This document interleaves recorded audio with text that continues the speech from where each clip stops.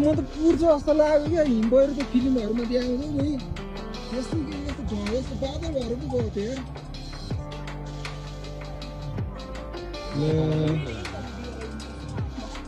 One to three go.